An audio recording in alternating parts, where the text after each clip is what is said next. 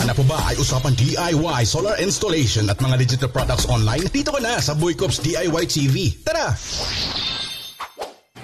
Magandang buhay kasi low voltage controller ulit tayo. Ginanahan lang talaga ako sa product ng shop na to. Tignan nyo naman, neutral lang ang price. Kaya naman sinama ko na rin yung shop para hindi kayo maligaw ng pagbili. Sa dami ko na kasing nagawang solar setup at marami na rin akong nabiling low voltage control. At based on my experience, malfunction sa voltahe at mahirap i-setup. Ito simple lang, panoorin mo. Unang set, disconnected. Double click po sa kaliwa. Pag nakita nyo pong nagbiblink na yung point, pwede nyo pong i-adjust kung anong gusto nyong setup. Second set, reconnected. Double click po sa kanan, nagbiblink ng point, pwede na rin pong i-adjust kung anong gusto nyong setup, mag-reconnect. Third set, madalas ito mangyari. Magkaiba ang battery reading both ni solar charge at ni low voltage. Kaliwang button, press and hold 3 seconds. Ang blink naman ito lahat, kaya pwede nyo na pong i-adjust yan. Iparehas nyo lang po sa solar charge controller kasi yun po ang totoong read. Ito naman ang fourth setup. Matagal mag-reconnect kahit na-reach niya na yung voltaheng ni-set mo pero hindi pa rin nag-o-on. Press and hold ulit 3 seconds itong nasa kanan. At mag-blink po ulit yan lahat, ready to adjust na po. At dapat po yan lahat 0 para walang time delay. So alam mo na kung paano mag-setup. Kaya dito ka bumili sa Yellow Basket ko para same procedure ng pag-setup. Okay? Thank you very much.